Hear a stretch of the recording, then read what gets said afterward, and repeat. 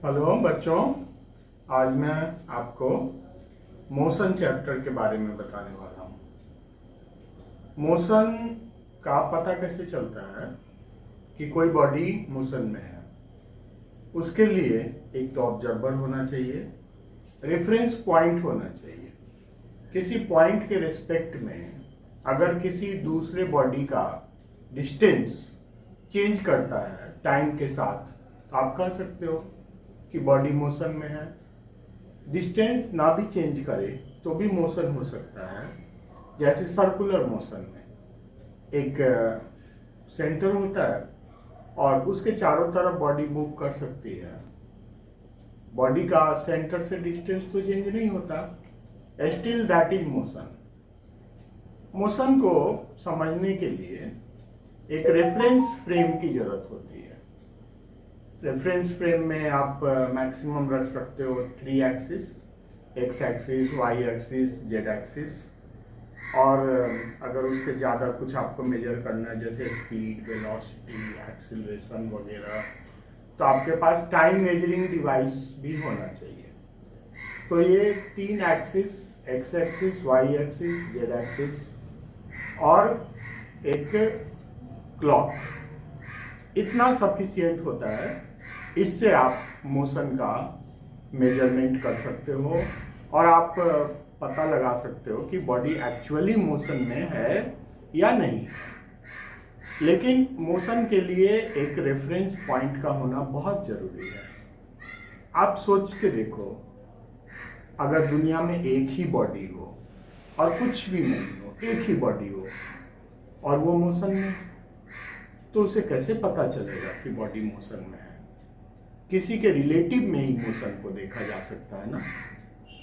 आप जब वॉक करते हो तो आप देखते हो कि किसी पेड़ के पीछे थे आप, कुछ देर में उसके आगे आ गए। किसी न किसी चीज के रिस्पेक्ट में ही मोशन को ऑब्जर्व किया जा सकता है। एब्सोल्यूट मोशन वैसा ही है जैसा एब्सोल्यूट रेस्ट। अगर कोई बॉडी रेस्ट में है तो कैसे पता चलता है? उसके आसपास चीज़ों के रिस्पेक्ट में बॉडी का पोजीशन नहीं बदलता, तो हम बोलते हैं कि बॉडी रेस्ट में है। लेकिन एब्सोल्यूट रेस्ट के बारे में सोचना भी थोड़ा मुश्किल है, क्योंकि आप अपने कमरे में बैठे हुए हो, कुर्सी पे बैठे हुए हो, ठीक है, आप कह सकते हो कि आप रेस्ट में हैं। लेकिन जिस अर्थ पे हो, अर्थ तो मोशन में है, तो फिर आप रेस्ट में कैसे हो गए? अर्थ के साथ तो आपका मोशन है ना। तो ये मोशन और रेस्ट दोनों ही रिलेटिव कंसेप्ट हैं और दोनों तभी समझे जा सकते हैं जब एक से ज्यादा बॉडी हो। सिर्फ एक ही बॉडी है, उसको कोई देखने वाला नहीं है, उसको किसके रिस्पेक्ट में समझा जाए, कहां से उसकी तुलना की जाए, ये पता होना जरूरी है। सपोज इस धरती पे एक ही इंसान है, पूरी दुनिया में एक ही इंसान है। कहते हैं ना, आदम आया था सबसे पहले, मान लो सिर्फ आदम है, उस युग में सिर्फ आदम थे। अब क्या आप बता सकते हो कि वो अमीर थे या गरीब थे? नहीं, क्योंकि अमीरी और गरीबी भी एक रिलेटिव कंसेप्ट है। बहुत से लोगों की स्थिति आपकी तुलना में खराब है तभी आप अमीर हैं, और बहुत से लोगों की स्थिति आपकी तुलना में अच्छी है तभी आप गरीब हैं। अगर इस धरती पे एक ही इंसान होगा तो उसको ना ये कह सकता है वो कि मैं अमीर हूं, ना वो कह सकता है कि मैं गरीब हूं। इसी तरीके से अगर पूरे यूनिवर्स में एक ही बॉडी है तो उसको फिर पता नहीं चलेगा कि वो बॉडी रेस्ट में है या वो बॉडी मोशन में है। रेस्ट के लिए भी, मोशन के लिए भी कोई और रेफरेंस पॉइंट का होना जरूरी है, जहां से उसको देखा जा सके, जहां से उसको मेजर किया जा सके, जहां से उस बॉडी को समझा जा सके। तो रेस्ट और मोशन के इस कॉन्सेप्ट को समझने के बाद अब हम बात कर सकते हैं कि मोशन के लिए कैसे हम पता करें कि बॉडी मोशन में है? आप देखो, एक तरीका मैं आपको बताता हूँ जो ज़्यादा यूज में है। ये मैंने वाई एक्सिस बनाया, ये एक्स एक्सिस बनाया और ये जेड एक्सिस बनाया। X axis, Y axis, Z axis, और यहाँ पे एक पॉइंट है। इस पॉइंट के लोकेशन को स्पेसिफाई करने के लिए रेक्टेंगुलर कोऑर्डिनेट्स का यूज किया जाता है। रेक्टेंगुलर कोऑर्डिनेट्स क्या होते हैं? रेक्टेंगुलर कोऑर्डिनेट्स को ऐसे लिखते हैं x, y, और ये x और y क्या है? यहां से एक परपेंडिकुलर डालो। This point is called origin. Origin से यहां तक का जो डिस्टेंस है ये x होता है और ये डिस्टेंस y होता है।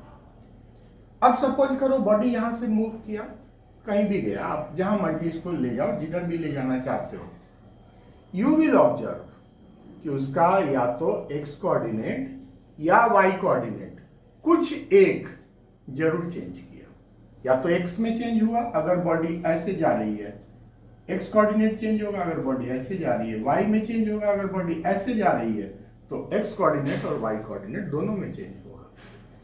इस बेसिस पे जो मोशन का स्टडी है उसको 3 पार्ट में डिवाइड किया गया। एक तो आप एक यहाँ पे एक बॉडी कंसीडर कर लो एक्स एक्सिस के ऊपर और उसको रेस्ट्रिक्ट कर दो कि बॉडी को एक्स एक्सिस पे ही रहना है। एक्स एक्सिस पे बॉडी आगे जा सकता है, पीछे जा सकता है, कहीं भी जाए, लेकिन एक्स एक्सिस पे ही रहेगा।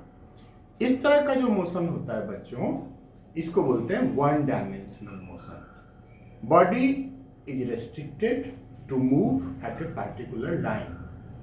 बॉडी का डायरेक्शन चेंज हो सकता है मोशन का, जस्ट रिवर्स, जिधर जा रहा है उसका वापस आना शुरू कर दे, बट लाइन नहीं चेंज कर सकता। बॉडी एक ही लाइन पे चलता रहेगा चलता रहेगा। इस तरह का जो मोशन होता है ना, इसको वन डायमेंशनल मोशन कहते हैं। उसमें जरूरी नहीं कि आप एक्स एक्सिस ही चूज करें, you may choose Y axis, you may choose Z axis, और you may create any other axis, but the motion of body should be restricted at only one straight line. That is one dimensional motion. Simplest motion है। इसके बाद जिस motion की मैं पहले चर्चा कर रहा था, सपोज आप पार्क में हो और बॉलिंग कर रहे हो, आपका दोस्त बैटिंग कर रहा है और आप बॉलिंग कर रहे हो, बॉल को आपने थ्रो किया, बॉल का इनिशियली हम कह सकते हैं इस तरह का कुछ पाथ होगा, पैराबोलिक। ओके, तो इस तरह के पाथ में बॉडी का एक्स कोऑर्डिनेट अगर यहां पर बात करें हम, तो एक्स कोऑर्डिनेट भी चेंज हुआ और वाई कोऑर्डिनेट भी चेंज हुआ, है ना, दोनों चेंज हुआ। तो इस तरह का जो मोशन होता है बच्चों, इसको बोलते हैं टू डायमेंशनल मोशन। अब और कॉम्प्लिकेटेड केस पे जाइए। पार्क में आपने एक तितली को देखा, वो इधर से उधर, उधर से उधर, कभी किसी डाल पे बैठती है, कभी किसी डाल पे, कभी किधर जाती है। ये its motion is not restricted at only one line and its motion is not restricted at only one plane. देखिए, गौर से सोचिए, बॉल का मोशन और तितली के मोशन में अंतर है। बॉल 2D में मूव कर रहा है, एक प्लेन को रख करके आप वहां पे दिखा सकते हो बॉल के मोशन को। जब टीवी के स्क्रीन पे आप देखते हो क्रिकेट का बॉल को मूव करते हुए, तो आपको बहुत कुछ समझ में आ जाता है कि बॉल कैसे जा रही है। लेकिन अगर आप देखें कि आप तितली के मोशन को, किसी उड़ते हुए पतंग के मोशन को, आसमान में विचरण करते हुए पक्षी के मोशन को, इन चीजों के मोशन को अगर आप देखना चाहेंगे, तो ये रेस्ट्रिक्टेड नहीं है किसी प्लेन में। मींस इसको 2 कोऑर्डिनेट से नहीं एक्सप्लेन किया जा सकता है, इसके लिए 3 कोऑर्डिनेट की जरूरत होगी। हाँ, एक बात जरूर है कि बॉडी कहीं भी हो और वहां से कहीं भी जाए, एक्स वाई जेड, अगर 3 कोऑर्डिनेट हम अलाउ करते हैं तो बॉडी के मोशन को हम समझ सकते हैं। यानी किसी चौथे डायमेंशन की जरूरत नहीं है। चौथा डायमेंशन अगर आप चाहते हो तो उसे टाइम बना लो, टाइम की आपको जरूरत है, लेकिन स्पेस के डिस्क्रिप्शन के लिए, स्पेस में बॉडी के पोजीशन को बताने के लिए 3 कोऑर्डिनेट्स आर सफिशिएंट। चाहे वो मोशन किसी भी तरह का, कितना भी कॉम्प्लिकेटेड मोशन क्यों नहीं हो, 3 एक्सिस से ज्यादा एक्सिस की आपको जरूरत नहीं है। और ऐसा भी नहीं है कि मोशन के स्टडी करने के लिए इन एक्सिस की नितांत आवश्यकता है। इनके बिना हमारा काम नहीं चल सकता। क्यों नहीं चल सकता? हर चीज का अल्टरनेट होता है। हम इसके मोशन को दूसरे तरीके से भी समझ सकते हैं। देखिए मैं बताता हूं। एक वेक्टर मेथड है, यहां से इसको ज्वाइन करो। This is called position vector R. Okay, now the x coordinate and y coordinate is not essential. We drawn a position vector R. अब बॉडी का मूवमेंट होता है, इसमें एक दूसरा कोऑर्डिनेट भी होता है, angle theta. So if you know the magnitude of this position vector, that means this length and this angle, then you may completely specify the position of this point. Suppose आप यहाँ पे हो, यहाँ आपके दोस्त का घर है, आप 2 तरीके से जा सकते हो। एक तो कोऑर्डिनेट को फॉलो करते हुए यहाँ से यहाँ गए, फिर यहाँ से यहाँ गए, वहाँ पहुँच जाओगे। एक और मेथड भी तो है, डायरेक्ट भी तो आप जा सकते हो। इसके लिए आपको ये पता होना चाहिए कि कितनी दूर जाना है और x एक्सिस से कितना एंगल बनाते हुए जाना है, या y एक्सिस से कितना एंगल बनाते हुए जाना है। That means 1 angle and 1 position vector in simplest case is sufficient to express the position of point. तो ये अल्टरनेट मेथड है। इस तरह के जो चीजें होती हैं उनको पोलर कोऑर्डिनेट्स बोलते हैं। आर थीटा, यहाँ पे हम एक्स वाई के बदले लिख सकते हैं आर थीटा। इनको बोलते हैं पोलर कोऑर्डिनेट्स। और इनको जो अभी लिखा था एक्स और वाई, उनको बोलते हैं rectangular coordinates. And these 2 types of coordinates are related to each other, mutually convertible also. अगर रेक्टेंगुलर पता है तो आप पोलर निकालोगे, अगर पोलर पता है तो आप रेक्टेंगुलर निकाल लोगे। ऐसा है मैथमेटिक्स में फैसिलिटी। सी दिस x और y अगर आपको पता है तो पाइथागोरस थ्योरम से तो r निकाल सकते हो ना। तो और इस एंगल को भी आप मेजर कर सकते हो। अगर x और y है तो यहां से इसको ज्वाइन करके ट्रायंगल पूरा करके अपना d रख करके आप ये एंगल मेजर कर सकते हो। तो ये 2 मेथड बिल्कुल इंडिपेंडेंट नहीं है, कहीं ना कहीं एक दूसरे से रिलेटेड है। लेकिन अभी ज्यादा कॉम्प्लिकेटेड में आपको जाने की जरूरत नहीं है, क्योंकि आप छोटे बच्चे हो। आपने अभी मोशन की पढ़ाई स्टार्ट ही की है, आप 9th क्लास में हो, इसलिए आपको ज्यादा परेशान होने की जरूरत नहीं है। जितनी बातें मैंने कहा उसका आप ध्यान रखिए।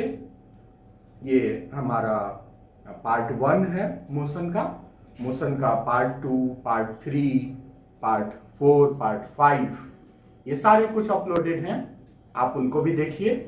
आपको इस चैप्टर की पूरी जानकारी हो जाएगी। फिर हम आएंगे, आपको प्रॉब्लम सॉल्व करवाएंगे और आपको उस लेवल तक ले जाएंगे जहां पे आप इस चैप्टर में, मोशन चैप्टर में 9th क्लास में आपसे जो भी पूछा जाए आपको सब कुछ की जानकारी होगी।